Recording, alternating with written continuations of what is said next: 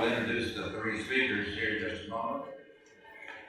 They will each come and make their remarks, and then have a little conversation between them in the presence of you, after which you can engage the speaker.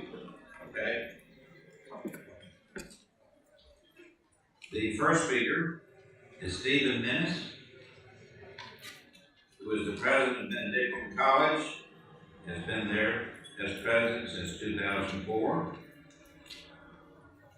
He received his undergraduate degree from Benedictine College in 1982, the JD degree from Harvard University in 1985, and the MBA from Baker University in 1993.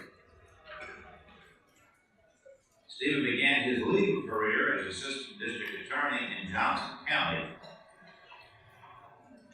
Kansas City area, in case you don't know.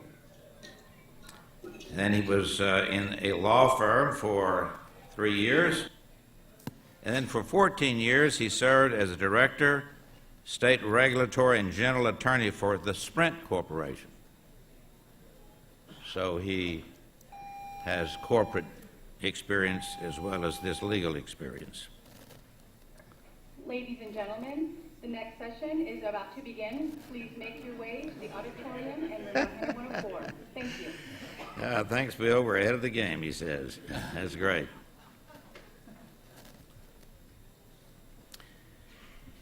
Stephen has a number of publications to his credit, including Academic Freedom in Catholic Higher Education, The Importance of Mission in Catholic Higher Education, Law School, Not Just for Lawyers anymore, so I need to put that last word in, and The Importance of Mission, Vision, and Values in Contemporary Leadership. Second speaker is Robert Sloan.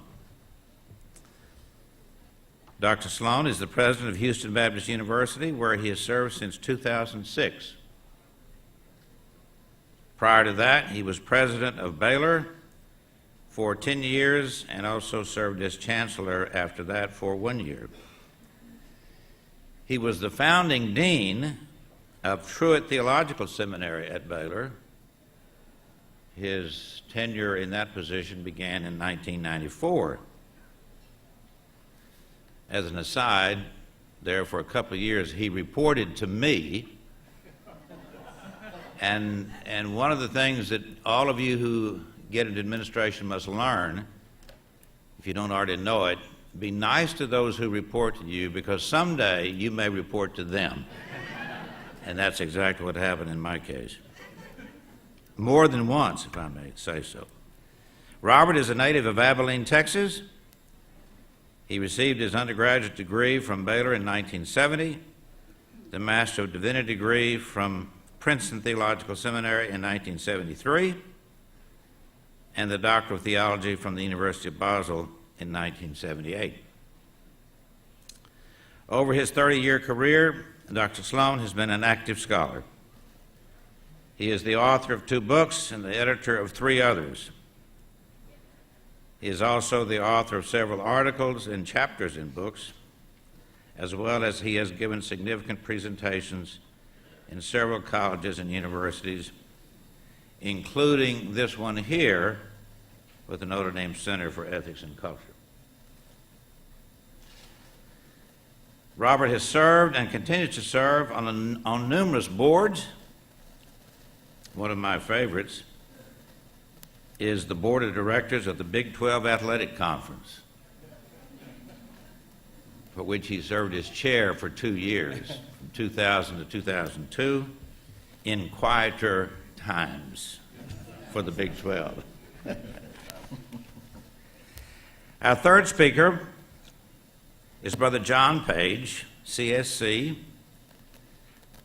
John came to the Holy Cross College after serving 6 years as the vicar and first general assistant of the Congregation of the Holy Cross at the congregation's general administration in Rome, Italy.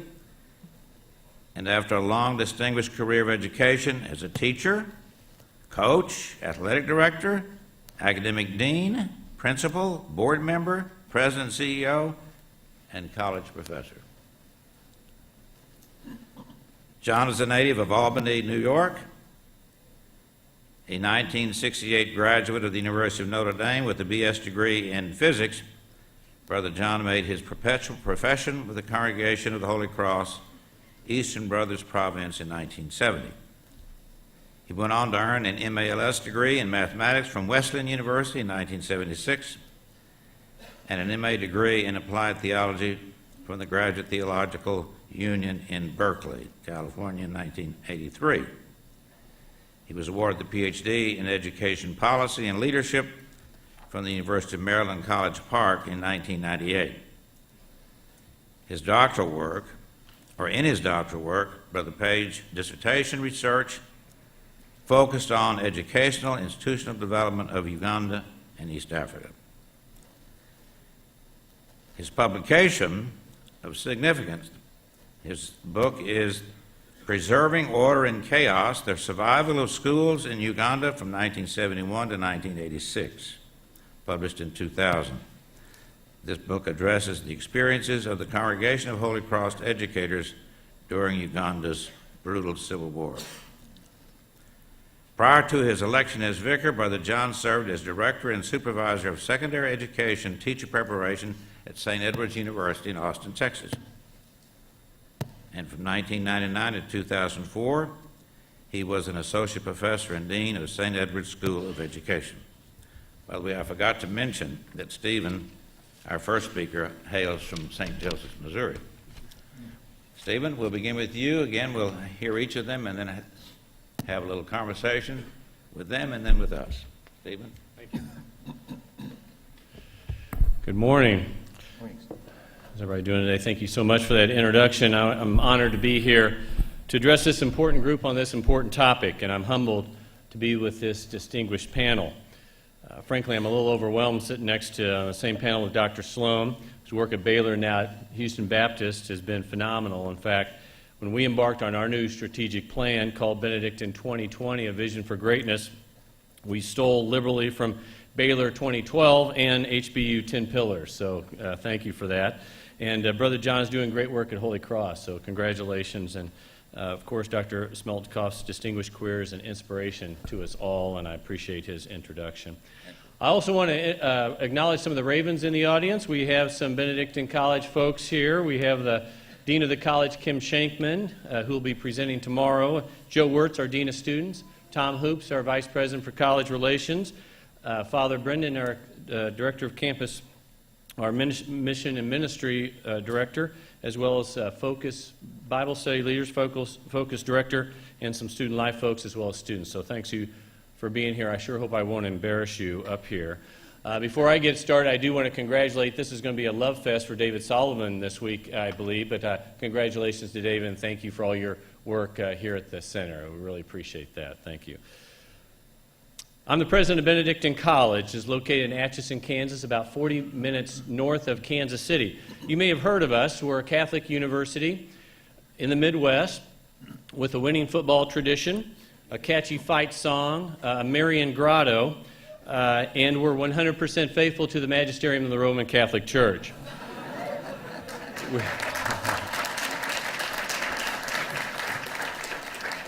We were founded in 1858, a little bit more than 50 years from the time Lewis and Clark first set eyes on Atchison, Kansas. They stopped there in 1804 to have a 4th of July celebration, and a little bit more than 50 years after that, our college was founded. So we've been around for 150 years. You can imagine these Benedictine monks founding a college on the Kansas-Missouri border 2 years before the Civil War. That makes them a pretty tough bunch. Maybe not very smart, but tough anyway, right? To put our longevity in perspective, 80% of all the colleges and universities founded before the Civil War no longer exist. Of the 250 Catholic colleges in America, there's only about 17 as old as we are. In fact, we've been around so long that the Chicago Cubs have actually won a World Series since we've been founded. So we've stood the test of time. But there's no question that today, in this time, the college has never experienced more success than it is right now, and our future has never looked brighter. Since 2000, our enrollment of full-time undergraduates has more than doubled. This past year, we enrolled the largest enrollment in our history at 1,630 full-time undergraduates and the largest freshman class. We just broke ground on our 8th new residence hall building since 2000, and since the turn of the century, we've built a new football stadium, a new soccer stadium. We've rented every dorm room on our campus. We've renovated every classroom on campus. Next semester, we'll open a new $21 million academic center, and this building will be the capstone of a $50 million campaign from which we built an academic center and a new grotto. We increased our endowment. We increased our annual fund giving. It's 4 times larger than anything the college had ever done before, and when it ends on December the 31st, we'll have surpassed that goal by more than $10 million, more than 30%, so we're proud about that. During this time, we've also added new academic programs, including a campus in Florence, Italy, majors in finance and criminology and international business. 2 years ago, we started a nursing program, which is housed in the Mother Teresa Center for Nursing and Health Education, and we're one of the few Catholic colleges in America that has an engineering program, and we're proud about that. We launched the Gregorian Institute just this fall to promote Catholic identity and public life, and we've been called the Flagship College of the New Evangelization. We've begun receiving national recognition. U.S. News & World Report cites us as one of America's best colleges. The Cardinal Newman Society calls us one of America's best Catholic colleges. And First Things Magazine did an exhaustive review of all the colleges and universities in the country and came up with their top 25 list, which included the University of Chicago and Baylor and Princeton and Stanford and Notre Dame and Duke and Columbia, Virginia, and in the top 20 list was Benedictine College in Atchison, Kansas, so we're proud about that. Through all this, we adopted this motto, forward, always forward, everywhere forward. This is a quote from Abbot Boniface Wimmer, Arch-Abbot from Pennsylvania, who sent monks in the 19th century out across America to found abbeys. 10 abbeys and 152 different parishes were founded during his tenure there, including St. Benedict's Abbey in Atchison, Kansas. And he would always say, forward, always forward, everywhere forward. We must not be held back by debt or bad years or difficulties of the times, because man's adversity is God's opportunity. And so we've adopted that motto, and we've embraced that. And everything that we do, that process, that charism of forward, always forward, has really helped with our success. But I'll also tell you that motto reminds me of the story of John Wooden, the famed UCLA basketball coach. Many of you know John Wooden, 10 national titles, probably the greatest coach of any sport in any era ever in the history of the country. And he won by having a very fast-paced, pressure-driven sport in basketball in the mid-'60s. It was pretty incredible to see that. They pressed the entire game. They pushed the ball up and down the entire court. Kids wanted to come from all over the country to play for John Wooden because of his up-tempo style. But on the first day of practice, he didn't teach the famed UCLA press. He didn't teach their fast break offense. He would walk in on the very first day of practice and he'd say, boys, today I'm going to teach you how to tie your shoes.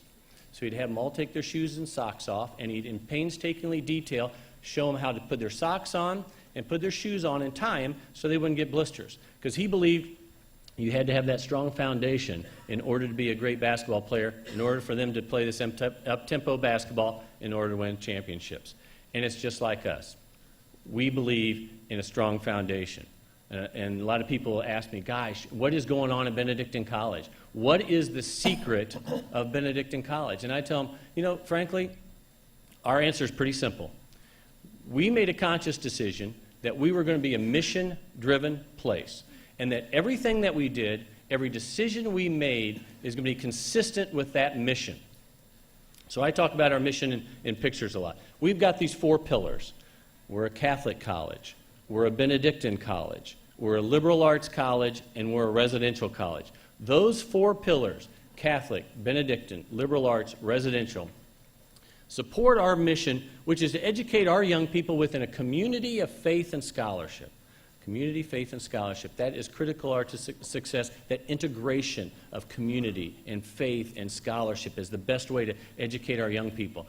In fact, I've asked our team to read this book by Jim Collins. It's called Good to Great. Many of you may have heard of it. And in that book, he says, if you're going to take a good organization and make it great, one of the things you have to ask yourself is, what do you do better than anybody else in the country? And we answer that by saying, we do our mission better than anybody else in the country. There's certainly schools out there that have strong communities. There's certainly schools out there that have strong faith life on their campus. And there's certainly schools out there that have strong academics. But we don't believe anybody as intentionally or as well combines all three of those, community, faith, and scholarship, as well as we do. But frankly, like any business, like the church, like this school, like our school, if you don't have, and a basketball team, John Wooden's basketball team, if you don't have a strong foundation, then frankly, you're not going to survive for very long. And that's our key. So those pillars become very important for us. Number one, we're a Catholic college. We make no bones about it. We believe that if you're going to tell folks that you're a Catholic college, then you ought to mean it. 20 years ago, Pope John Paul II issued Excordia Ecclesiae, an encyclical on Catholic higher education. 10 years after that, the United States Bishop issued its rules and its norms, basically a blueprint on how to do this. We think that supporting and following the Pope and the bishops on this issue is something that we just ought to do if we're going to call ourselves a Catholic college. Blessed John Paul II always reminded us that there are no coincidences with God. So there's no coincidence that from the time Excordia was issued and the bishop norms came out, our college has reached success that it could never have imagined 10, 20 years ago. Now, I'm going to give you a small example of what we were talking about here. Many of you know that one of the bishop's norms require that a Catholic who teaches the tenets of the Catholic faith in a theology department in a Catholic college in America should sign a document, otherwise called a mandatum, promising the local bishop that while they're teaching the tenets of the Catholic faith, that they would teach those tenets consistent with the teachings of the Catholic Church. Now, I want to repeat this. You're a Catholic, teaching in the theology department in a Catholic college, and you promise the local bishop that when you teach the tenets of the faith, you're going to teach them in concert with the Catholic Church. I've always put this in the duh category, okay? Now, I got to tell you, not many people agree with me, however, on this. In fact, of the 250 Catholic colleges in America, there's only about 20 in which all the Catholics in theology departments in those theology departments have signed the mandatum and have publicly stated so. There are entire Catholic colleges and universities, theology departments, that have ignored the bishop's directives, have not signed the mandatum, claiming that this is an infringement on their academic freedom. Now, I've got to tell you that I believe that this argument of academic freedom is spurious, and let me give you a couple of examples. We have a very fine education department at Benedictine College, and we supply many of the Catholic grade schools and high schools with some of the best teachers around. The state of Kansas has said, all right, Benedictine College, if you want to have an education department and you want your students to be certified to teach in our state, then you better do A, B, C, and D. In fact, they say if we're going to certify a high school science teacher, we're going to tell you exactly what you have to teach in your physics class in order to be certified. So you know what we do? We do A, B, C, and D. We don't have anybody saying that this is an infringement on their academic freedom. I wish I'd have brought with me today, we have an athletic training program too. And to be accredited in your athletic training program, there's about a 2-inch thick manual. In that manual, it tells you how to teach your students how to tape an ankle. There's only 2 or 3 recommended methods how to tape an ankle, and they tell you how to do that. And if you don't do that, you won't be accredited. You think our guys say, oh, hey, wait a minute. This is infringement on my academic freedom here, folks. I should be able to teach my kids how to tape an ankle the way I want them to tape an ankle. No.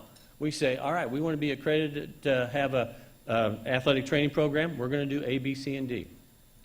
Well, the Pope and the bishops have said, listen, if you want to be a Catholic college, then you ought to do 1, 2, 3, and 4.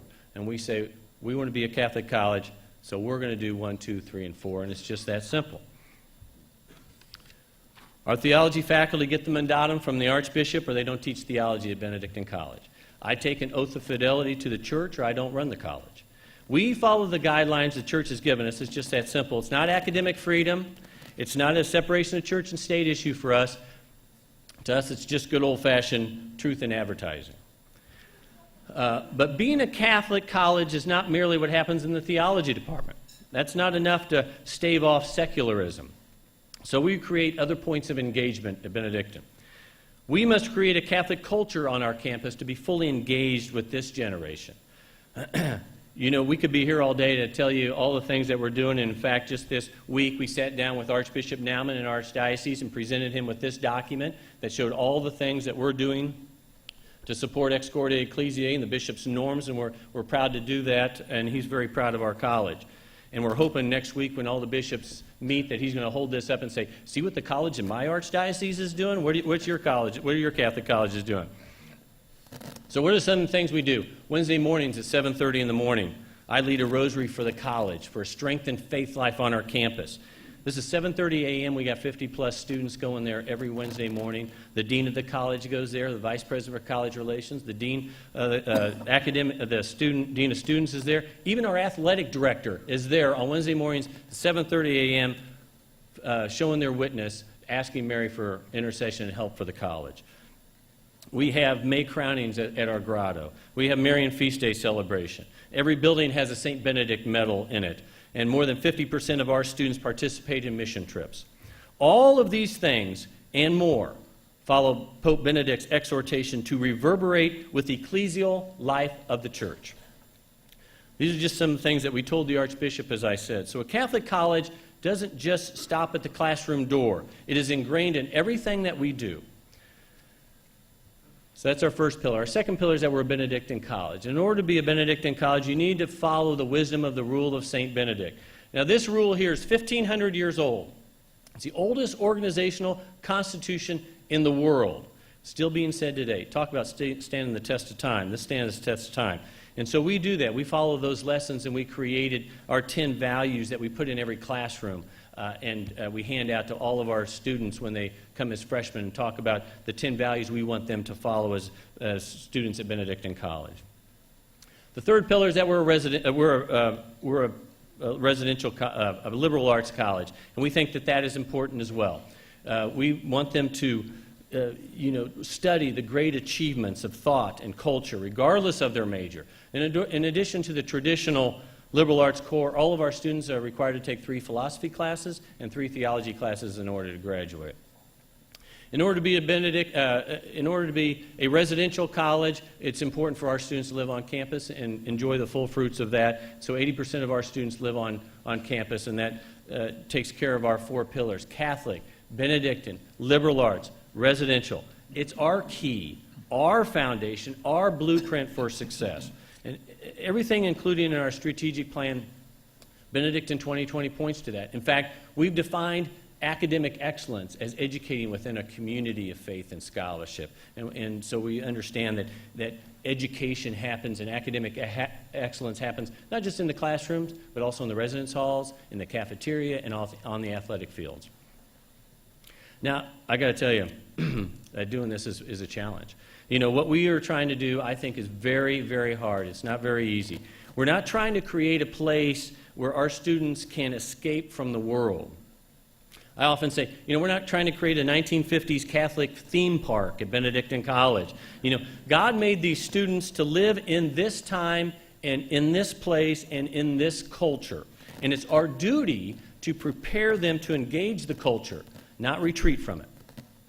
We're moved by the quote Catholic historian from Harvard, Christopher Dawson, when he said, "Consequently, the challenge of secularism must be met on the cultural level if it is to be met at all. And if Christians cannot assert their right to exist in the sphere of higher education, they will eventually be pushed not only out of modern culture, but out of physical existence." So we prepare our students to live lives of virtue in today's culture, facing today's challenges. We can't let them hide from the world, and we can't ignore the very real issues that will confront them when they leave Benedictine College. It's a very, very hard balance for us to strike. We had Professor Robert George on our campus this fall for an opening convocation, and he gave us some real insight. He said there are Catholic colleges out there that are basically trying to withdraw from the world. And there's Catholic colleges out there that are trying to withdraw from the church and be more like their secular peers. We're trying to follow Father Barron's advice from last night. We don't want to hunker down. We want our students to flood the world. There are not that many who try to do what we do, create an unabashedly Catholic environment while remaining fully engaged with today's world. But I do know why few institutions do it, because it's hard. I'll tell you that I get constant pushback all the time. I get emails literally from people who say that they're upset with me because I let our cheerleaders wear their skirts above the knee. I just this past week on November the 1st on All Saints Day, it was an all-school mass, holy day of obligation, so we had an all-school mass. We canceled classes at 2 o'clock for our all-school mass. In that day, I had someone come up to me in our community and say, you know, as a true academic environment, in a great academic institution that you want to be, I can't believe that you would cancel class for mass. On that same day, I also had someone come up to me and said, I can't believe you're trying to build one of the great Catholic colleges in America, and on a holy day of obligation, you don't cancel all your classes. So it's a constant struggle to try to find that balance, and I know the people on this panel know that well. Baylor has shown that it's possible to be a great research university and stand for academic excellence and a clear Christian commitment, and I appreciate what they're doing. Now, Houston Baptist is showing that vision can also happen in an urban university. And I believe that Benedictine College provides a model for a teaching-focused undergraduate institution to reach that same goal. But I'll say again, it's hard. But on the other hand, sometimes you think it might be easy. Basically, what our experience shows us is that everything that your mother taught you when you were little is true. What'd she say? Follow the rules. In other words, do the right thing. Do what you say you're going to do. Follow your mission. Love Jesus. Have faith. These are the things that lead to success, and these are the things that have led Benedictine College to success. I appreciate my time here and look forward to your questions. Thank you so much. Appreciate it.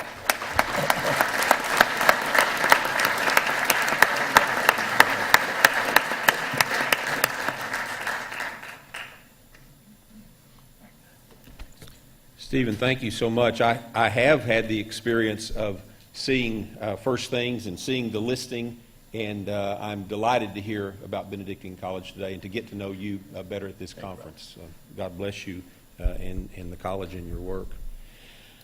I'd like to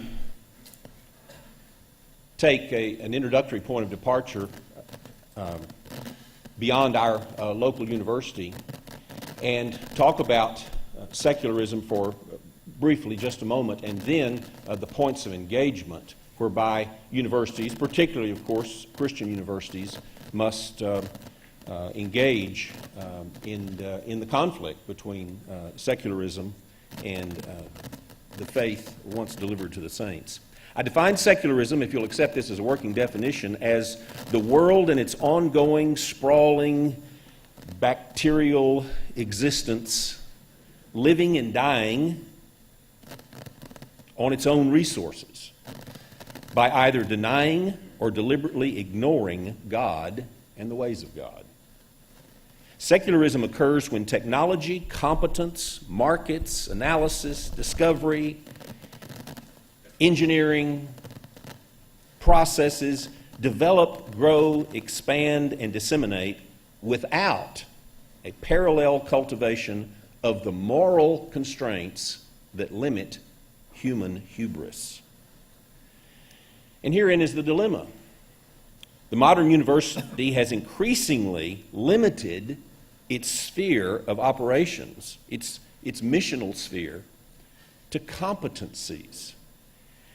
One of the great ironies of our day in higher education is that whereas it was at one time easy and intuitively easy to distinguish technical institutes from universities, it is now increasingly difficult to make that distinction. Technical colleges have wanted to start teaching math and English and history because, of course, they get their money based upon state support for academic units taught and students and so on.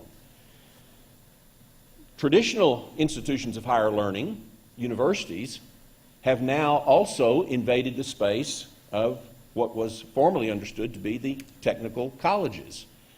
We have done so out of the pressures of cash flow and cash cows and market-driven opportunities. How many college presidents have not, or provosts or deans have not had someone say to them, you need to offer a course or a curriculum in hotel management. Well, I'm sure that's a very worthy endeavor, but and other things, that's merely the illustration.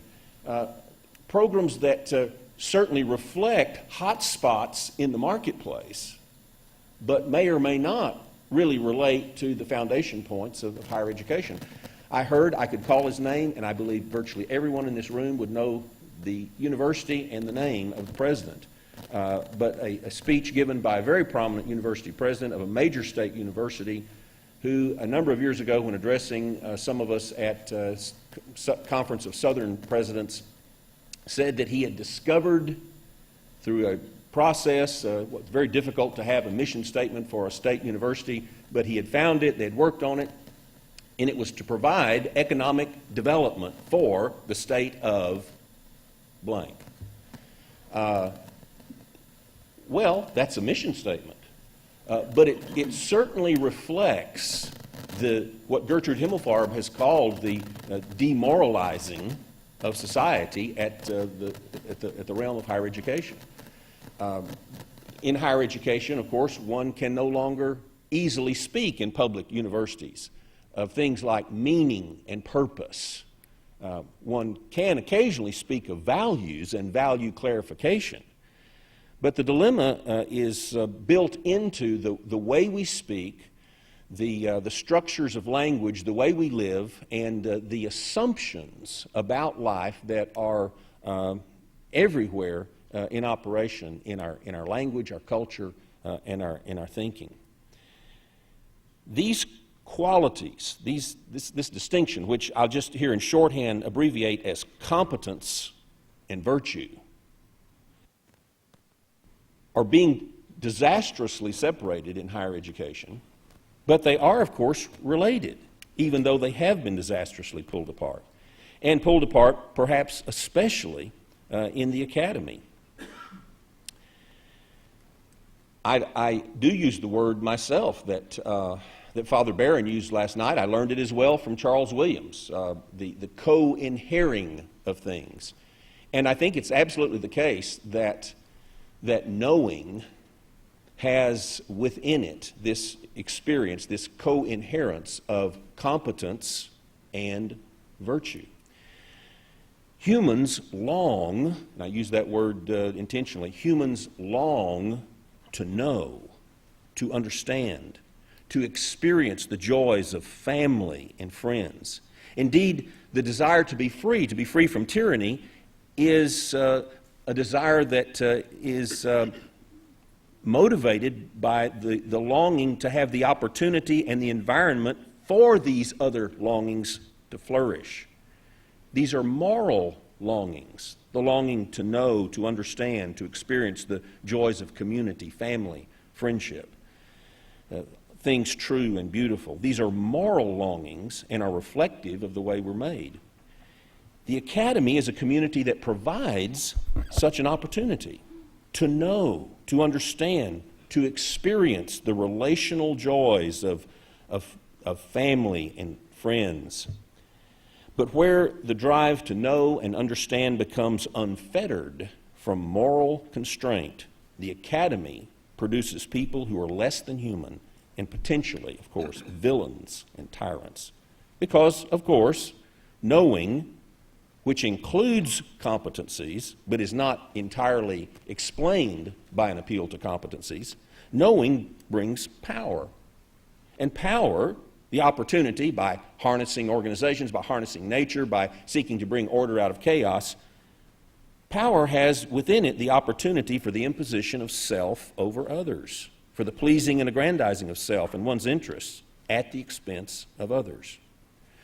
Where the joy of knowing brings the concurrent temptation to power and pleasure, and these latter temptations are not met with virtue and moral restraint, there is the degeneration of all things human and natural. There is evil, corruption, and the fragmenting of people and their societies. But the story of the Academy for the last many decades, at least a century, is the story not just of failure to retain the co-inhering of competence and moral constraint, but in fact, the story of the Academy for the last many decades is the story of the purposeful, intentional pursuit of the sundering of the two. Points of engagement. So, in our universities, particularly, of course, in Christian universities, what are the points of engagement? There are many. What are the points that where we must engage and resist? There are routine. By routine, I do not mean trivial. I simply mean we encounter them constantly. There are routine areas, as in student life. Stephen, you have, of course, mentioned many of these. Student life, accreditation, the ranking systems,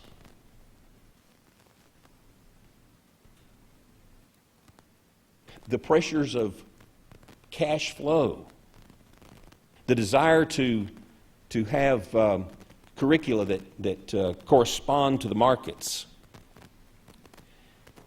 the isolations and subspecializations in academic life have contributed to the inability we have academically to talk across lines about all things that are good and right and true and meaningful.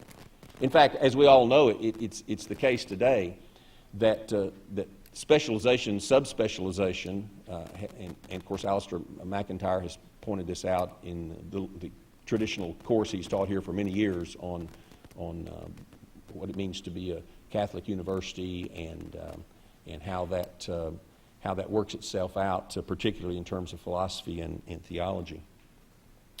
But these subspecializations now are such that members of the same department can no longer talk to one another. And so this process of separating separating competence from virtue, of fragmenting what it means to know, takes place in the very institutions where the joy of knowing, the aspiration of knowing God, of knowing ourselves, of knowing the world, of knowing it in deep and profound ways is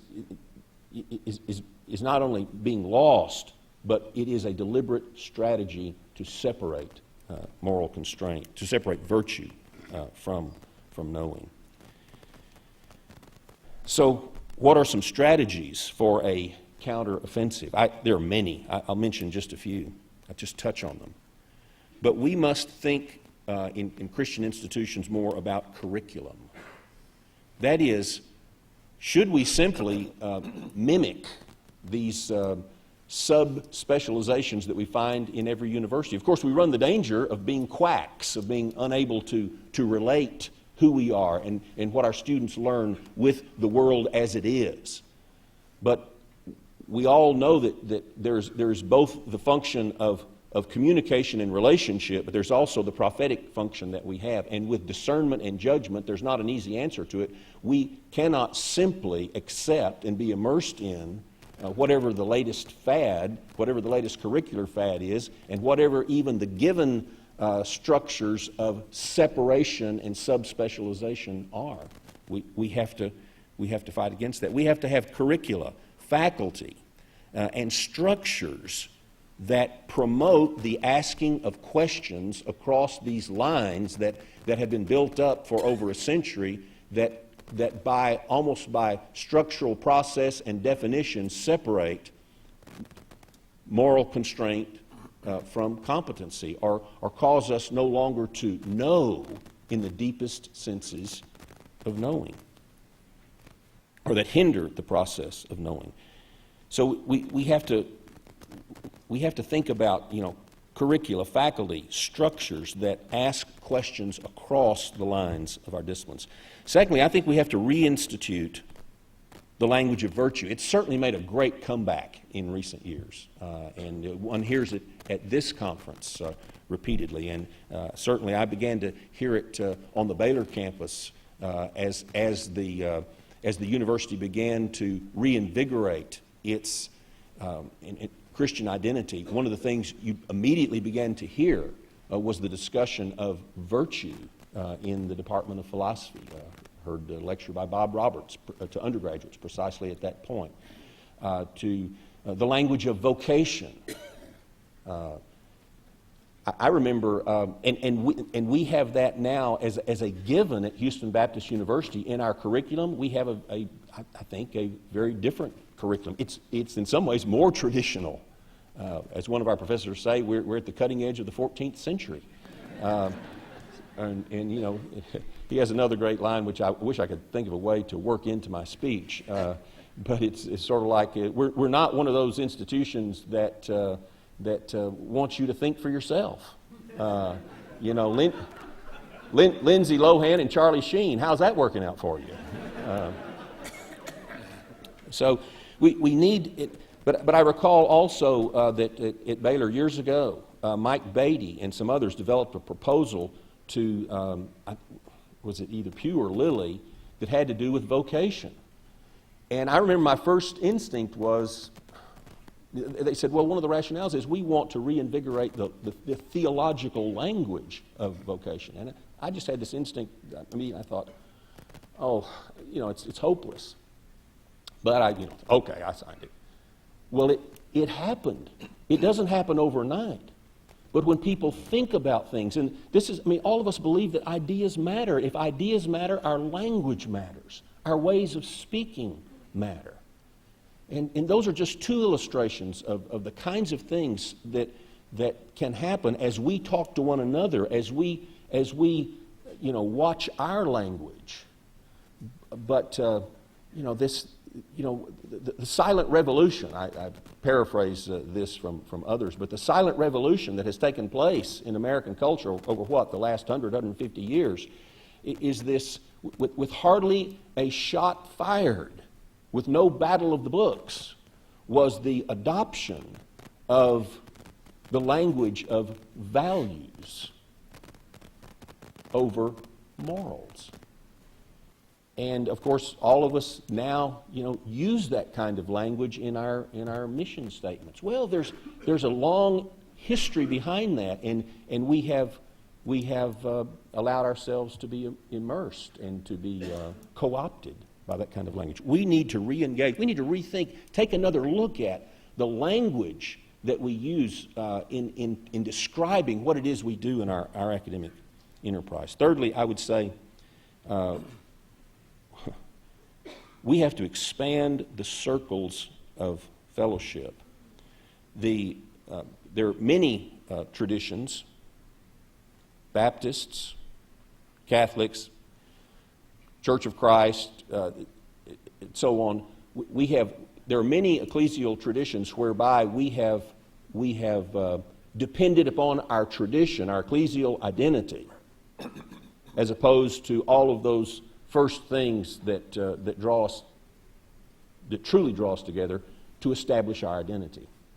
Now, I'm probably not going to cease being a Baptist anytime soon, though I have been tempted at times. But our identities lie much deeper than these ecclesial identities. And experiences like this, we must ask ourselves, what is it that invigorates us as a strategy for engagement? What invigorates us? What brings new ideas? What helps each of us? I can tell you this conference, over the last, there are 13 of them now. This is the 13th. Over the last number of years has had a transformative effect, I know, upon many academics. And it comes about simply through the exchange of ideas, listening, helping we learn our vocabulary, we renew our vocabulary, we renew our thinking. And I'll point to David Solomon as an example. I mean this, yes, as a tribute to David, but it's not just because this is the last conference like this where David will be head of the Center for Ethics and Culture. But it really takes, time to develop, to see the fruit of the kinds of things that have come from, say, the life of somebody like David Solomon. David Solomon's a great teacher. He was on our campus this last spring. And people from the entire area came out of the woodwork who were his former students. So a career of teaching, a career of investing your life in that of students. Bit by bit, line upon line, precept upon precept, something is taught. Life to life brings that kind of engagement. And the students came out of the woodwork. David is a great advocate.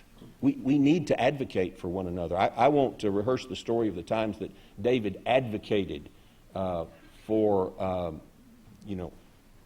me and for circumstances that I've been a part of. But I'll tell you, every one of us knows what it means when you are under attack to have somebody stand there and say, "Wait a minute, I'm standing with this person," and garnering support from others. David is an advocate.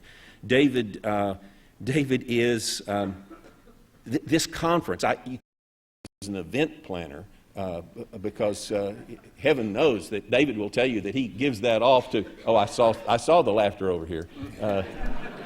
But David is the idea, the inspiration that has made this. And why is this the record attendance event? Because of David. David is a great conversationalist. The great moments for me often happen here, between the sessions and in the evenings, where friendships are deepened and conversation takes place. We need that. And this conference has done something. It has not only been a conference in and of itself, but I know at Houston Baptist University, Jeff Green, chairman of our philosophy department, last spring we started a conference. It won't be exactly like this one, but it was inspired by this one. I know of other conferences, other universities that have been inspired by the fellowship that takes place here. Friendship. We have to set our sights. We may not ever win. In fact, in the book of Revelation, the two witnesses in chapter 12, it's not a pretty story. The two witnesses, the beast that comes up out of the abyss kills the two witnesses. So we can't predict our end here. But and numeric success is not the goal. But we are called to be witnesses, and we can encourage one another, and I'm thankful that David has done that. True knowing is insight that is pervasively immersed with moral truth and beauty. True knowing is moral faith that submits to the beauty and mystery of all there is, even while it admits its frailties in the act of knowing. Our task in the modern university, especially those who call upon the living God revealed through Jesus Christ, is not one of balancing competence and technical abilities with moral constraints. It's not one of balancing, but one of restoring at every level, deep and at surface levels, their coherence, their co-inhering, in ways that reflect and are consistent with the creation of all things by the one God whose agent in both creation and restoration is His Son, our Lord, Jesus Christ. Thank you, Robert.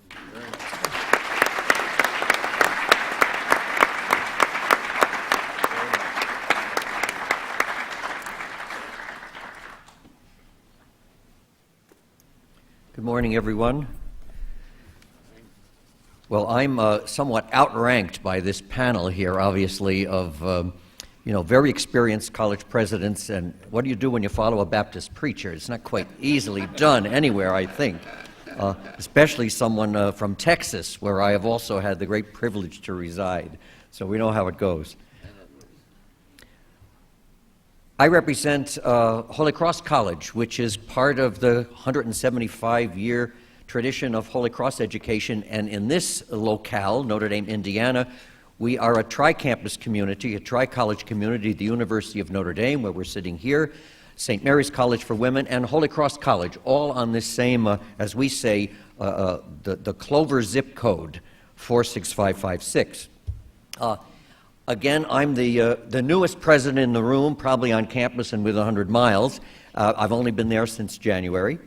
And I'm also the president of the youngest Holy Cross higher education institution in our United States. Holy Cross College was founded as a two-year college in 1966, and only since 2006 has had a four-year college curriculum. I do want to recognize members of the Holy Cross College community who are here today. If you just raise your hand or something like this, I see faculty and staff and students and others around in various places. Thank you for coming and for your support. What I'd like to do, though, is in a sense, speak a bit about trying to contribute to the contemporary Christian universities' response and contemporary Catholic universities' response to the secularizing forces in culture, and I'm going to try to approach it from somewhat of a practical sense. I say from a practical sense because as a college that only in the last 7 or 8 years has formulated its four-year curriculum and purpose, et cetera, we had a great opportunity to set a construct that I think, in fact, does this engagement. And I'm speaking about a college that is a teaching college, and the vast majority of students are the traditional 18 to 22-year-olds. So I believe we're in a unique opportunity that some of the other more wide-reaching colleges may find a little difficult trying to imbue the Catholic and Christian identity, in our case, across the entire spectrum. I think there may be some more facile ways to do it in a more restricted or in a smaller or more consecrated sense. So certainly there are the discrete activities. We've talked about them, core courses and worship and faith-based service and the like. But overall, I think an approach to being countercultural seems to be more important in engaging the secular culture. So the approach and then the construct, in a sense, are what I'd like to speak about. First, the approach. We talk about tradition. I am a member of a religious institute. The religious institutes are approved by the Church. Holy Cross is an institute of pontifical right, international, all over the world, etc. Institutes, religious congregations, religious orders are approved because the charism that that religious order brings to the church and lives in the church and develops in the church is something unique and important and life-giving to the church. And hence, as part of the church, we bring something very important. Obviously, Steve talked about the Benedictine heritage of his institution. I must speak, obviously, of the Holy Cross heritage of the institution. But for me, it's more than just a heritage. It's what I have lived and what I have been called to and what I have grown up in over my years of life. And hence, that really helps me, I believe, have a sense of a lived experience of what Holy Cross education is. And it is the tradition of Blessed Basil Moreau, who is the founder of the Congregation of Holy Cross, and we put it in a unique timeline. We will not educate the mind at the expense of the heart. That's the key to Holy Cross education. You'll find it on banners and you'll find it all over the place. But the point is, his quote was, "We will not educate the mind at the expense of the heart." Well, we look at secularizing forces in culture, and the mind is paramount, and the heart, well, maybe, as long as it doesn't get in the way.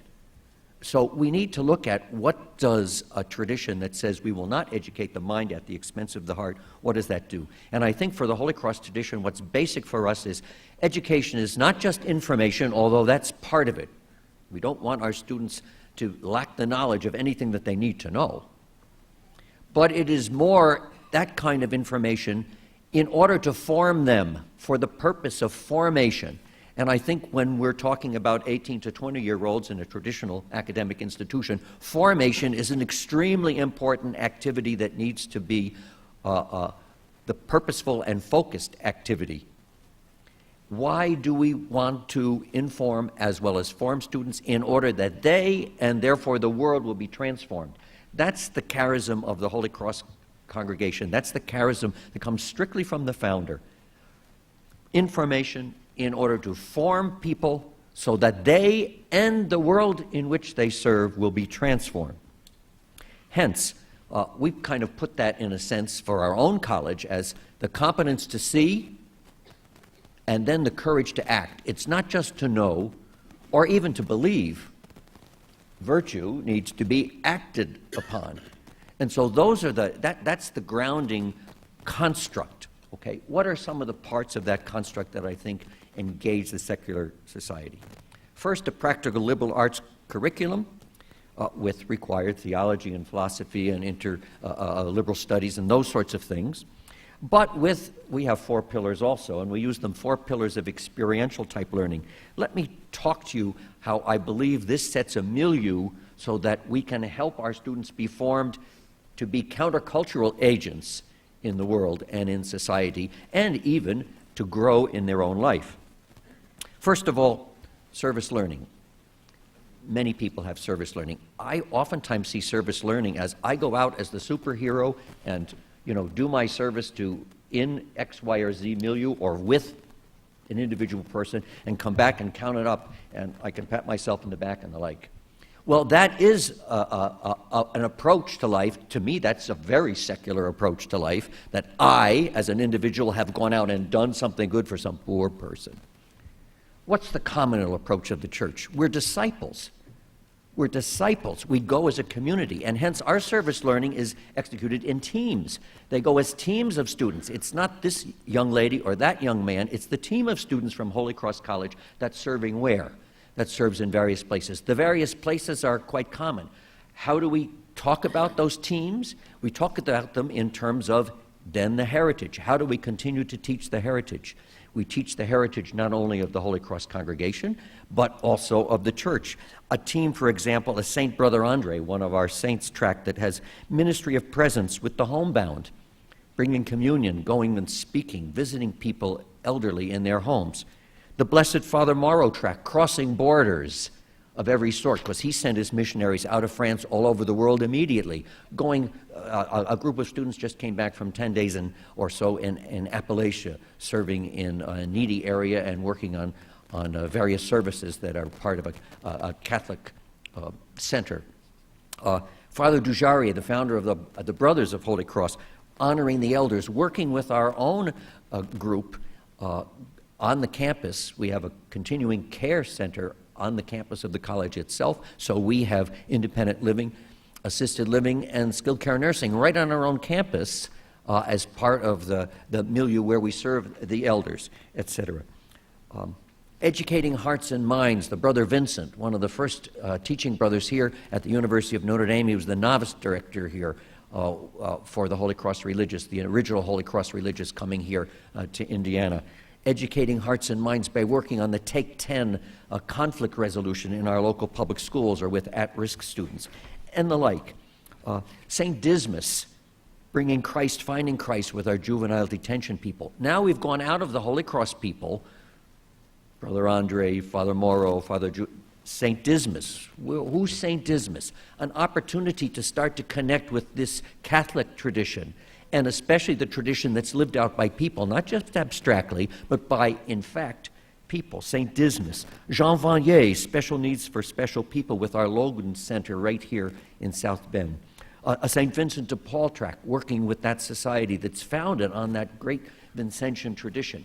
Part of the church. The church is big. The church is international. People need to know, why are we naming this track after this? What does that have to do with my connection right here? Not just here today in this college, in this town, but with the whole church, with the history of the church.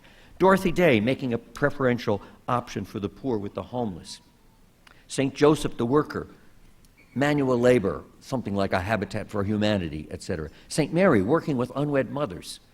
These sorts of things help not only the concept of service, and the concept of service as a team, as an obligation of Christian disciples, but also starts to connect that very specifically with our Catholic heritage. Believe it or not, we find that our students don't know so much of the Catholic heritage. Now, 50 years ago, when I was in grade school, the nuns were really drilling it into me. Apparently, as we see, that's not necessarily the case for everyone these days. So finding ways, in natural ways, to help link our own Catholic traditional heritage with what we're doing now that is good and just.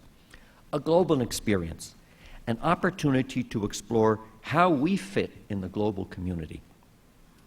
Americans tend to be pretty focused on America. Why? Well, a country this abundant and this rich And this full of opportunity oftentimes doesn't demand that you look outside the borders of this country. But there is another world actually out there, believe it or not.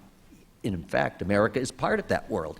How do we help people break out of the comfort zone and see that there is knowledge and wisdom and virtue and learning elsewhere, and also need and insight and people and love and virtue and goodness elsewhere? By having a global experience. And here again, besides required coursework and the images of CRS webinars and things like this, we also are able to do urban plunge right here in the United States, but even more so, because we are an international religious community, we can bring our students overseas to Ghana, to India, to Peru, to Brazil, and work with our own Holy Cross religious in those places for an immersion periods of 2 or 3 weeks, etc., where they really get out of their comfort zone and they really get their eyes open.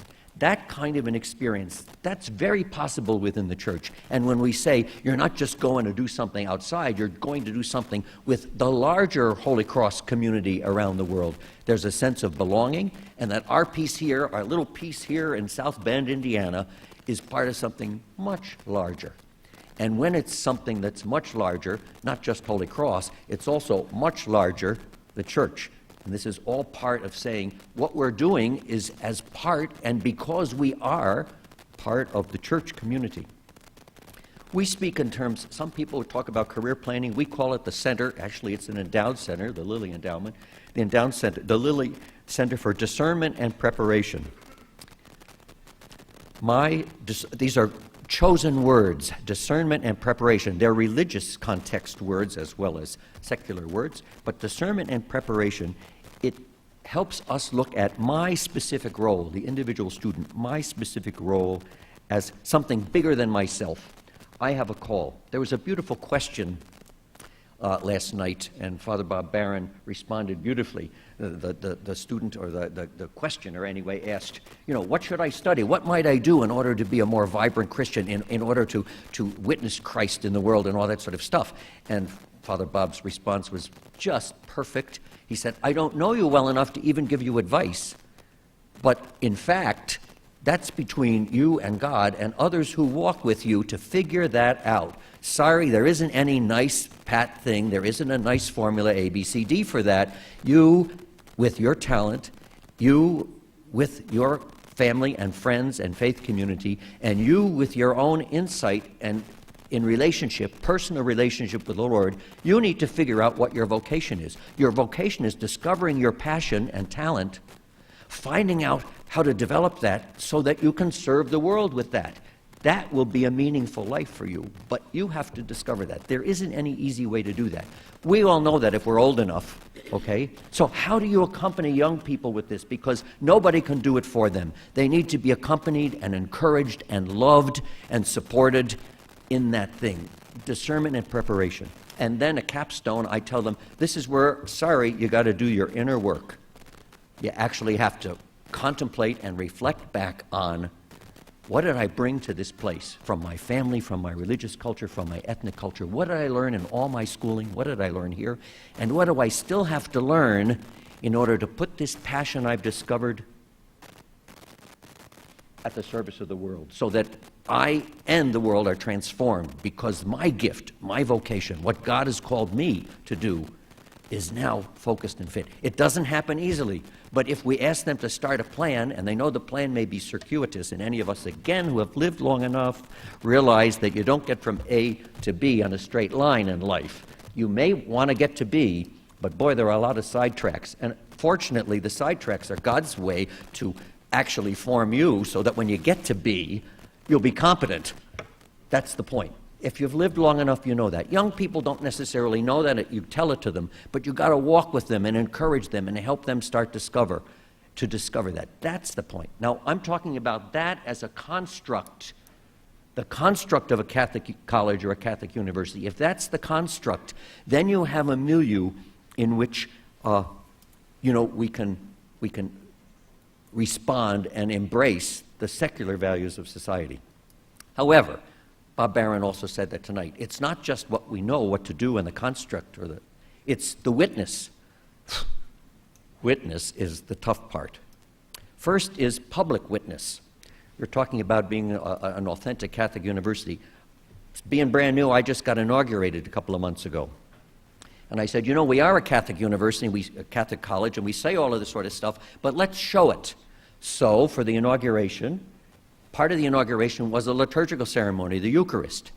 And part of the Eucharist was my theology faculty, all with mandatum, getting up and saying the profession of faith before the whole congregation, as well as the bishop and the superior general. Are we connected to the church? Yes. The local church through the ordinary, and the institution, the church represented by Holy Cross with the superior general. We did that in front of them, and then I did in public again the oath of fidelity. Those things don't have to be done in public, but if you're going to talk and say, then you have to also walk and do. And so those sorts of things, there needs to be some a visible proclamation of your mission and your identity, etc. However, there also has to be not just programs or external signs, there has to be the necessity of committed faculty. I heard a comment right in this room just earlier in the week at another conference. People are not our greatest asset. The right people are. Makes sense. Something incumbent upon a Christian or Catholic college and university is to have a clear mission, clear identity, and to hire staff and faculty and everybody. I'm talking from the residence life people right up to your deans and administrators to have a specific Catholic identity required, and that's part of the expectation to be at this college or this university, and to know what our mission is and to be willing to try to live that as best you can within your own area of talent.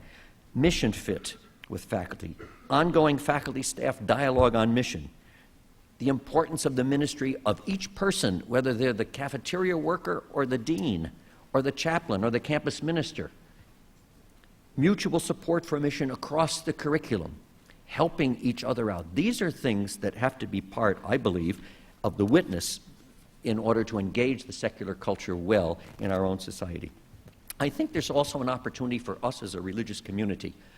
I belong to the Brothers of Holy Cross. They asked me where I wanted to live. I said, I don't want to live someplace else. We have a zillion communities in 46556 where a Holy Cross religious could live, all right? There's 250 of us around someplace, so there's always a place to live. I said, I want to live on campus, and I asked some other brothers coming to campus, would you live with me? Now look at a communal apostolate with visibility, a communal religious residence in the student residence hall, so you see us every day, the gift observed of the individual member's sacrifice and sacrifice for the greater good, and then our own lay religious colleagues continuing this ministry built on that foundation. This is how you witness.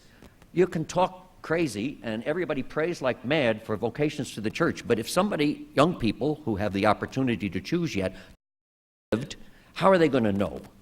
So what are we doing? We're living there. Now, I'm 66. You know, I don't necessarily on my own choose to live with 18, 19, 20, 21-year-olds, boys, in a dorm. However, that's not the point. It's not my druthers. It's what do we do as a member of a religious community to witness our public call. You can't witness to brotherhood easily. They have to see it. We live in a very hierarchical church, and brothers don't fit in the hierarchy. Thanks be to God in some ways. But be that as it may, what you see is what you get, and you see many people with very different personalities and very different talents, however, for the love of Jesus Christ, have committed their entire life to the service of the church according to the constitutions for us of the Congregation of Holy Cross.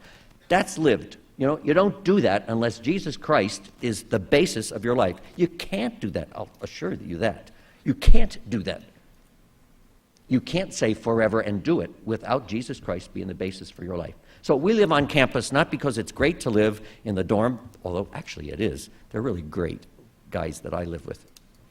But our brothers live there. Why? Because one other obligation of being a member of a religious community is to share and show our charism and ask God to invite others who see, that might be something that fits me, their vocation. They might actually get to see it. They don't have to just read about it. I have one last thing My only contemporary concern is for a lack of civil dialogue. And I'm afraid when I look, especially in these political times, when I see what's witnessed outside as debate or dialogue, I get really concerned that our young people have only that as a means of communication. That is very problematic. I don't have a great answer for that other than trying to witness again to civil dialogue about faith, about virtue, about what is important in the world, about what my life should be. We need, as Christian educators, especially in the level of higher education, to be able to witness to that. And I don't have a great idea of just exactly how to do it, except to do it and hope people catch on. However, there are overwhelmingly opposite examples that abound. Thank you very much.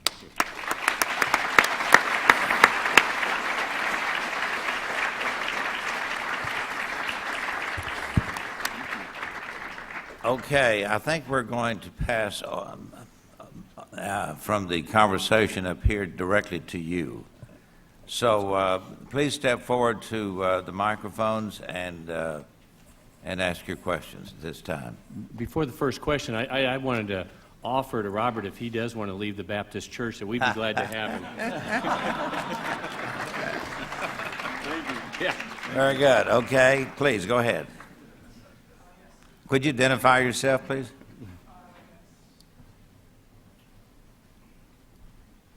Is this, hello? Okay.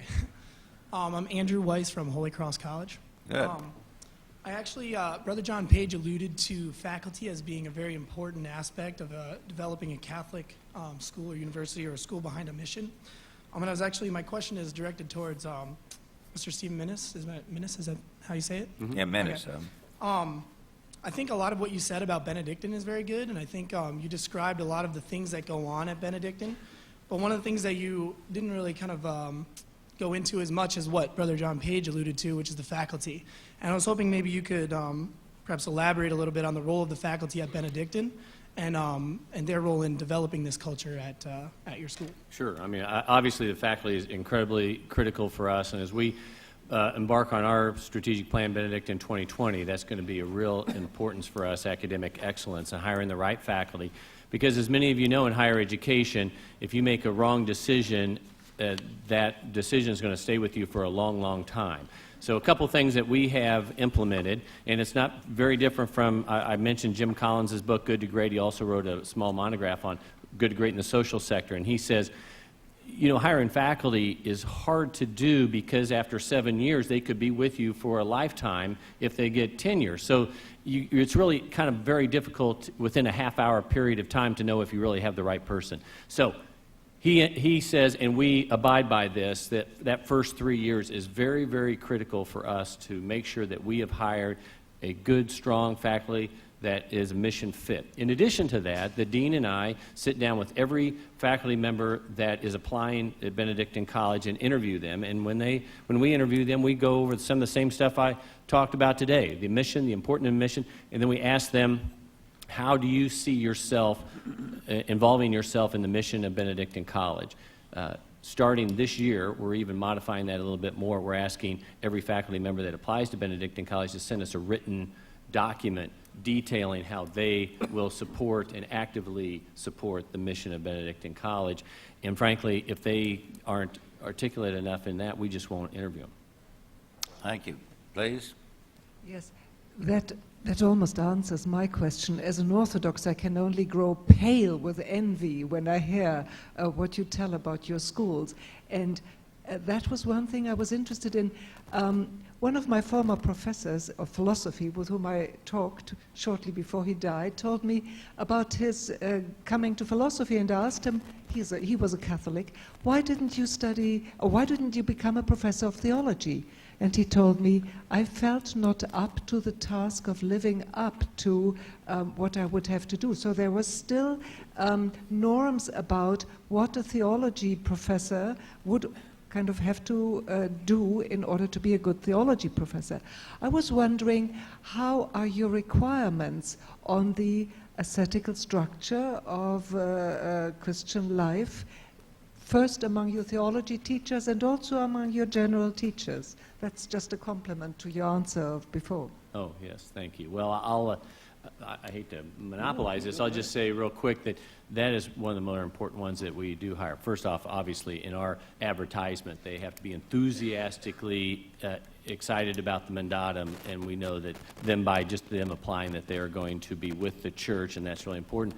And I'll tell you, this is an incredibly important department for us. We have a young man in the audience here today that came to Benedictine College as a non-practicing anything. His mother was Jewish, his father was Presbyterian, and he had no religion background whatsoever. Coming to Benedictine College, he came here to play soccer, okay? He takes an intro to theology class at our place, and it moves him so much that he converts to the faith, and now he's converted 2 other soccer players to the faith. I mean, this is the importance and the impact that a strong theology department can have, so it's really critically important for us. I don't know. Robert or John, do you want to comment? I would just, yes, I agree with all that has been said. I would add, I do think it's important for every discipline to have the scrutiny, interviewing process, and so on. I think the right faculty, and then, of course, staff, curriculum, lots of other things, facilities. But if you don't have the right faculty, everything else is for naught. It is the single greatest transformative impact on any institution. And well, you know, we have 5 of our faculty members here at this conference at Houston Baptist University, and they will talk this afternoon at 3:15, room 200, about some of the issues that I tried to touch on about curriculum and literature and combating secularism in the university. But if it's only carried on, and of course I know you didn't mean that at all, but if it were only carried on in the theology area, then a couple of things happen. The others go, well, that takes the burden off of us. And then what happens as well is that people in the theology and religion areas resent it, and they keep trying to prove to their colleagues that, hey, we're good academics too. Right. And so it's a huge problem. So the competencies and the discourse, of course, is different from discipline to discipline, but the deep commitments to all important things must be equally mandated. Now, I didn't see which. Were you first? Okay, you're first, and you will be last. So, Benjamin Huff from Randolph-Macon College. This could be for any and all of the speakers.